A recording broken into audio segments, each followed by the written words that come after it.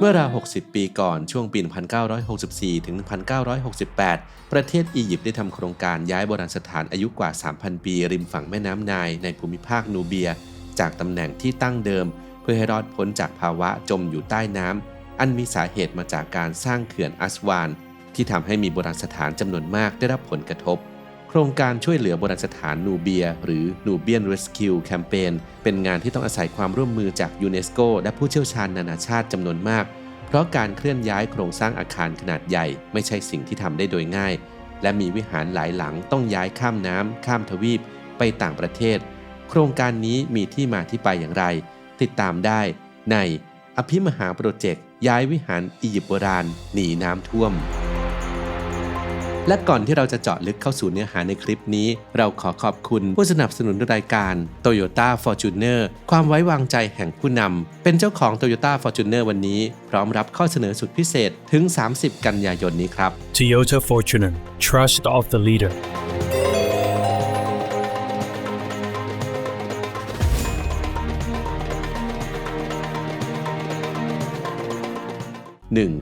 ภูมิภาคนูเบียศูนย์รวมวิหารอียิปต์โบราณริมแม่น้ำไนล์ภูมิภาคนูเบียและชาวนูเบียนอาศัยอยู่ทางตอนใต้ของประเทศอียิปต์ในปัจจุบันเชื่อมต่อกับตอนเหนือของประเทศซูดานครอบคลุมพื้นที่2ฝั่งแม่น้ำไนล์มีความเป็นมาเก่าแก่ย้อนหลังไปกว่า 3,000 ปีก่อนเป็นต้นกำเนิดของอารยธรรมโบราณและอุดมไปด้วยทรัพยากรธรรมชาติมีค่าทั้งยังเป็นศูนย์กลางการค้าที่สำคัญในอดีตเป็นจุดเชื่อมโยงระหว่างอียิปต์กับดินแดนต่างๆมีการผสมผสานทางวัฒนธรรมระหว่างชาวอียิปต์และชาวนูเบียนอีกทั้งตลอดริมฝั่งแม่น้ำไนล์เต็มไปด้วยวิหารโบราณหลายแห่งที่สร้างขึ้นเพื่อบูชาเทพเจ้าโดยเฉพาะอย่างยิ่งในยุคของฟาโรห์คนสำคัญอย่างทุตโมสที่ 3 แห่งราชวงศ์ที่ 18 และฟาโรห์รามเสสที่ 2 แห่งราชวงศ์ที่ 19 2. สร้างเขื่อนอัสวานใหม่ต้นเหตุเสี่ยงจมน้ำอียิปต์สร้างเขื่อนอัสวานเดิมหรือโออัสวานแดมแล้วเสร็จและเปิดใช้งานมาตั้งแต่ปี 1902 และต่อมาปี 1959 รัฐบาลอียิปต์ภายใต้การนำของประธานาธิบดีกามาล อับเดล นัสเซอร์เป็นยุคที่มีการปฏิรูปประเทศครั้งใหญ่มีแผนที่จะสร้างอ่างเก็บน้ำและเขื่อนอัสวานใหม่เพิ่มเติมให้มีขนาดใหญ่และสูงกว่าเขื่อนเดิมเรียกว่าอัสวานไฮแดมด้วยวัตถุประสงค์เพื่อต้องการควบคุมระดับน้ำในแม่น้ำไนล์เก็บน้ำไว้ใช้สำหรับการชลประทานเพื่อการเกษตรและนำไปผลิตกระแสไฟฟ้าโดยคำนึงถึงความจำเป็นทางเศรษฐกิจเป็นสำคัญและทราบดีว่าจะก่อให้เกิดผลกระทบด้านสิ่งแวดล้อมและระบบนิเวศ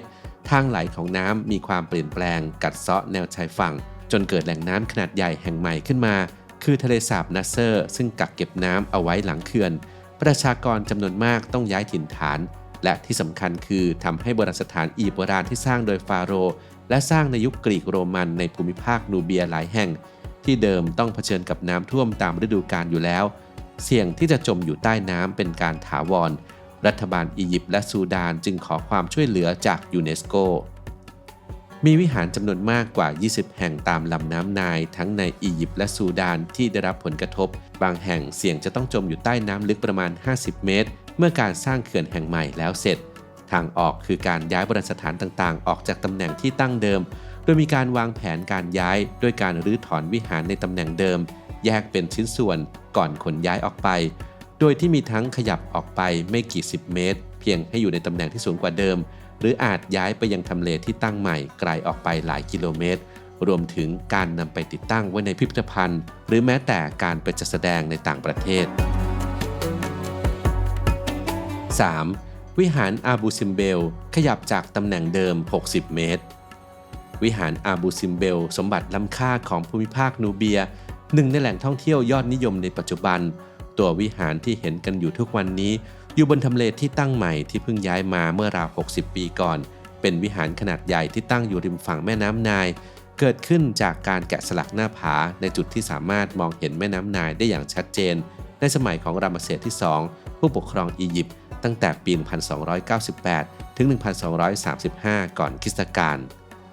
ด้านหน้ามีรูปปั้นขนาดมหึมา4 รูปของรามเสสที่ 2ในท่านั่งอยู่ที่ทางเข้าและมีห้องโถงด้านหลังต่อเนื่องกันลงไป63 เมตร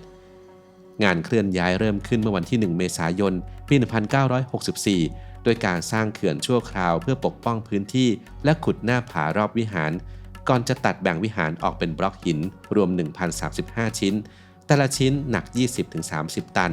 ซึ่งรวมถึงรูปแกะสลักของรามเสสที่ 2และรูปแกะสลักของฟาโรห์องค์อื่นๆในท่ายืนอีก 6 รูป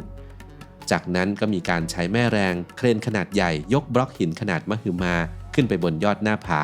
ในจุดที่อยู่สูงกว่าตำแหน่งเดิม 64 เมตรแล้วจึงนำบล็อกหินทั้งหมดมาประกอบกันใหม่อีกครั้งในลักษณะที่เหมือนเดิมทุกประการ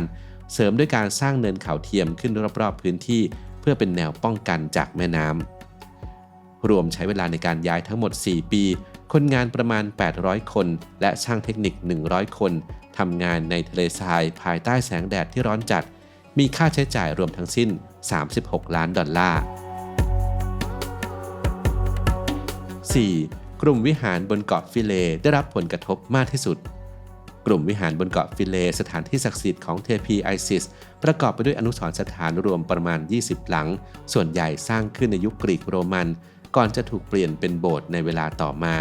ที่นี่ได้รับการขนานนามว่าเป็นอัญมณีแห่งแม่น้ำไนล์นับเป็นกลุ่มโบราณสถานที่ได้รับผลกระทบมากที่สุดเนื่องจากอยู่ใกล้กับเขื่อนเคลื่อนย้ายไปจากพิกัดที่ตั้งเดิมราว 10 กิโลเมตรโดยใช้เวลานานถึง 8 ปีจึงจะแล้วเสร็จโดยงบประมาณมากกว่า$30 ล้านภารกิจเริ่มต้นในปี 1972 มีการถอดแยกชิ้นส่วนวิหารรูปปั้นและตัวอาคารโบราณไปประกอบขึ้นใหม่บนเกาะอากินเกียที่อยู่ใกล้เคียงบนระดับพื้นที่ที่สูงกว่ามีการระดมทรัพยากรและผู้เชี่ยวชาญด้านโบราณคดีจากทั่วโลกร่วมกันทำงานนี้รวม 40 ภารกิจด้วยกัน 5. วิหารอามาดาย้ายด้วยการยกไปทั้งหลังวิหารอามาดาสร้างขึ้นในสมัยฟาโรห์ทูตมอสที่ 3 ที่ครองราชย์ในช่วง 1425 ถึง 1479 ปีก่อนคริสตกาลและมีการสร้างเพิ่มเติมอย่างต่อเนื่องโดยฟาโรห์ในยุคถัดมาวิหารแห่งนี้สามารถรอดพ้นจากการสร้างเขื่อนมาด้วยการย้ายไปจากพิกัดเดิมราว 2.5 กิโลเมตรในจุดที่อยู่สูงกว่าเดิมคือ 65 เมตรแต่ไม่ได้ตัดวิหารออกเป็นบล็อกเหมือนกับวิหารอื่นโดยเพราะจุดเด่นของที่นี่คือขนาดที่ไม่ใหญ่มากและมีภาพวาดภายในวิหารที่สวยงามสถาปนิกจากฝรั่งเศสจึงเสนอให้ย้ายวิหารทั้งหลังในคราวเดียวด้วยการวางวิหารบนรางแล้วใช้ระบบไฮดรอลิกในการเคลื่อนย้ายโดยใช้เวลาวางแผนและการย้ายนานถึง 11 ปีจึงแล้วเสร็จตั้งแต่ปี 1964 ถึง 1975 6. ย้ายวิหารไปต่างประเทศเพื่อเป็นของขวัญนอกจากนี้ยังมีวิหารอีก 4 แห่งที่ทางการอียิปต์มอบให้เพื่อเป็นของขวัญแก่ 4 ประเทศที่ทำให้โครงการช่วยเหลือโบราณสถานนูเบียสำเร็จลุล่วงไปได้ด้วยดีได้แก่วิหารเดบอตมอบให้กับประเทศสเปนปัจจุบันอยู่ที่เมืองมาดริดวิหารทัฟฟามอบให้กับประเทศเนเธอร์แลนด์ปัจจุบันตั้งอยู่ที่พิพิธภัณฑ์ในเมืองไลเดนนอกจากนี้วิหารเดนดูที่สหรัฐได้รับมาก็จะแสดงอยู่ที่พิพิธภัณฑ์ศิลปะเมโทรโพลิแทนในนิวยอร์กส่วนวิหารแอลเลเซียที่ให้กับอิตาลีก็จะแสดงในพิพิธภัณฑ์เช่นกันโดยอยู่ที่เมืองตูรินนี่เป็นเพียงตัวอย่างของวิหารเพียงไม่กี่หลังที่ได้รับผลกระทบจากการสร้างเขื่อนอัสวานในอดีตซึ่งเรานำมากล่าวถึงในคลิปยังมีโบราณสถานอียิปต์โบราณอีกเป็นจำนวนมากที่ต้องย้ายหนีน้ำท่วมในครั้งนั้นเคยมีคนกล่าวไว้ว่าวิธีการอนุรักษ์โบราณสถานที่ดีที่สุดคือการทำให้คงอยู่ในสภาพเดิมให้มากที่สุดไม่ต้องไปยุ่งวุ่นวายสร้างอะไรเพิ่มเติมเข้าไปแต่สำหรับกรณีนี้จำเป็นอย่างยิ่งที่นานาชาติจะต้องยื่นมือเข้าไปเพราะมิฉะนั้นแล้วทุกวันนี้เราคงไม่ได้มีโอกาสชื่นชมความงดงามของอนุสรณ์สถานที่อาจต้องสูญหายไปจากการเปลี่ยนแปลงของระบบนิเวศหรือจากการพัฒนาสภาพแวดล้อมโดยรอบจากฝีมือมนุษย์